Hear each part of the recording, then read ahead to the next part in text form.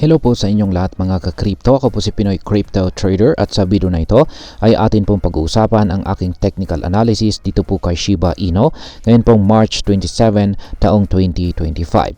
At ayan, ang ating nakikita rito ay ang daily chart time frame ni Shiba Inu na siyang madalas po nating technical analysis. At ayan, mapapansin po natin dito na maganda po ang ipinapakitang performance ni Shiba Inu nitong mga nakaraang araw. Ayan, nag-umpisa po yan nung nagkaroon siya ng breakout dito sa upper portion ng ating descending wedge pattern. Ayan, nangyari po yan nitong nakalipas na March 21 to March 22. Ayan, nagkaroon tayo ng breakout kaya simula po dyan ay sunod-sunod na po siyang bumuo ng mga bullish candlestick. Ayan, pakita lamang po natin yung ating pattern dito na isang descending wedge pattern na binubuo ng dalawang kulay puti na linya. Kaya matagal-tagal po ang pattern na ito. Nagsimula pa po yan noong December 2024. Last year pa yan na pattern. Kaya ayan, pero pag magkaroon tayo ng breakout dito, tapos provided na may sapat po talagang bullish momentum itong si Shiba Inu, maaari po niyang balikan ang presyong ito. Ayan, ang 40 digits 32.89. Yan po yung pinaka mataas na price target natin base sa pattern na ito. Pero ayan, magagawa po niyang akyatin yan kung meron po talagang sapat na bullish momentum itong si Shiba Inu. Ayan, nakikita naman po natin dito na maganda pa rin yung ating signals dito sa ating dalawang indicators. Ayan, napakaganda ng formation ng mga ito. Yung ating Hall Street indicator dito is ayan, kulay green. Yan, at palaki po ng palaki yung sukat nito. Sana ay magpatuloy po yan. Kasi yung pag nagpatuloy po yan is mataas po ang chances na talagang tuloy-tuloy ang pag-angat ng presyo ni SHIB. Ganon din po yung ating QQE mode indicator dito sa ibaba. Ang QQE bar formation natin dito, mga bullish QQE bars ay napakaganda na rin.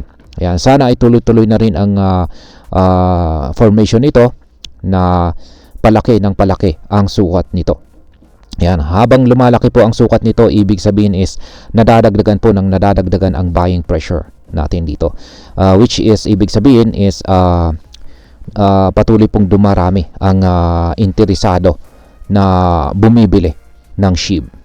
Ayan, meron po kasing magandang development base po sa mga balita natin is meron po kasi magandang development or project na inilabas ngayon ang Shiba Inu ecosystem. Kaya ito po yung parang dahilan na siyang naka-attract sa mga investors para mag-invest dito kay SHIB. Kaya bumibili po sila.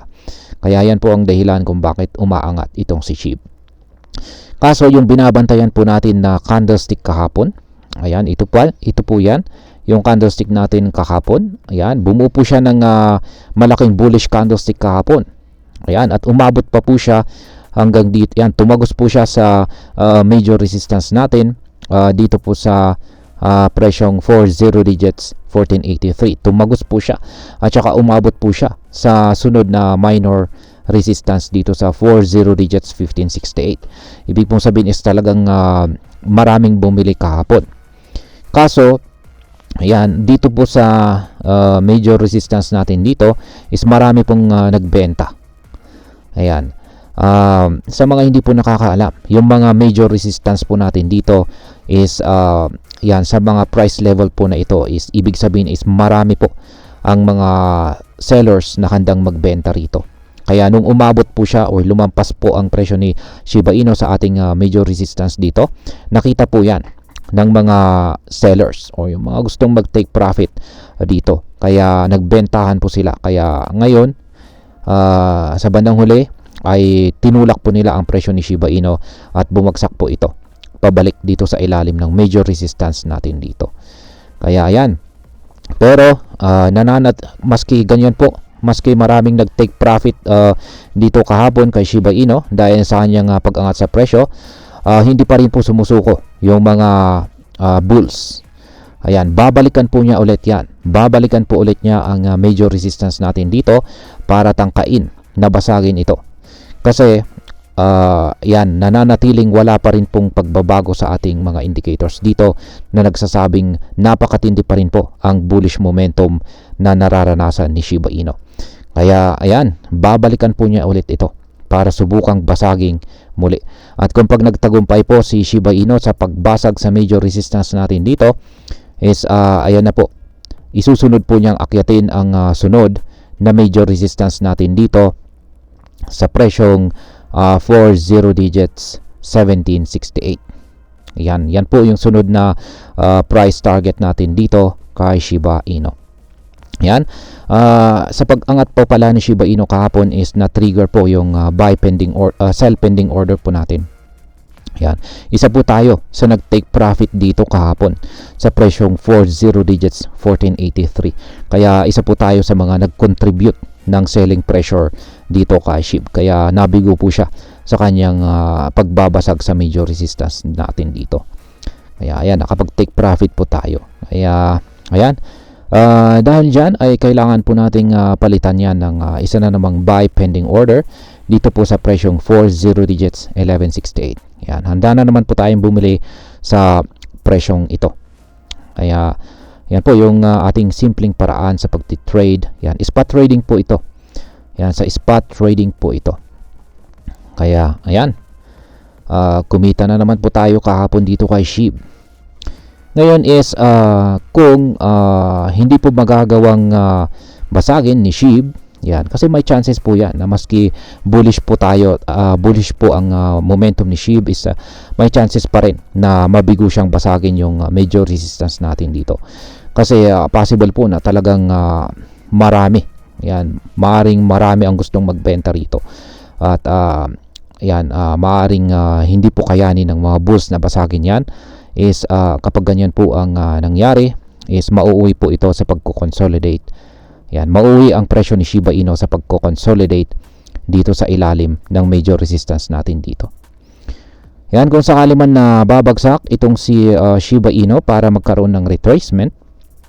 Ayan, yung nagsisilbing support natin ngayon ay isang minor support dito po sa presyong 40 digits 1363. Yan, ito po. Yan po yung nagsisilbing support or haharang or pipigil sa pagbagsak ni Shiba Inu. Pero kung sakaling nabasag po ito, yung sunod na support natin dito is isang minor support na naman dito sa 40 digits 1248. Pero sana kung sakali man na magkakaroon siya ng correction or retracement, sana po ay aabot po siya hanggang dito sa ibabaw ng ating support zone na ito. Kasi gusto po natin is ma-trigger na naman yung ating sinet dito na buy pending order sa presyong 40 digits 1168. Ayan. Ngayon i-check naman po natin yung kanyang 4-hour chart time frame. Ayan. Meron po tayong plinat dito.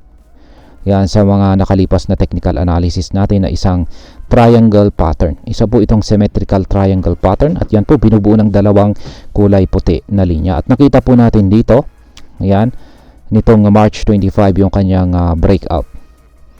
Yan, nagkaroon po siya ng breakout dito at yan po yung nagbigay sa atin ng early signal na aangat itong si Shiba Inu. Kaya ayan, ngayon ay mas kita po natin dito yung kanyang pagtagos dito sa ating major resistance dito. Ayan, yung kanyang pagtagos at umabot po sa sunod na minor resistance at yung kanyang muling pagbalik sa ilalim ng ating major resistance dito. Ayan. Ngayon is tanggalin po natin yung ating pattern dito.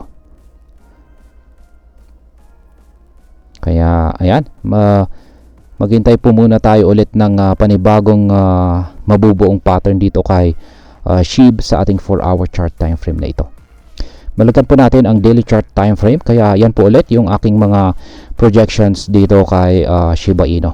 Patuloy po nating bantayan kasi patuloy pong umaangat ang presyo ni Shiba Inu at yan na nga, gusto nating makita na basagin niya yung major resistance natin dito sa 40 digits 1483. Kasi yun po, ito po yung susi para siya ay magpatuloy sa kanyang pag-angat sa mas mataas na presyo. At ayan, hanggang dito na lamang po tayo sa video na ito mga ka-crypto. Marami pong salamat sa panonood. Ingat po tayo lagi at God bless po sa ating lahat.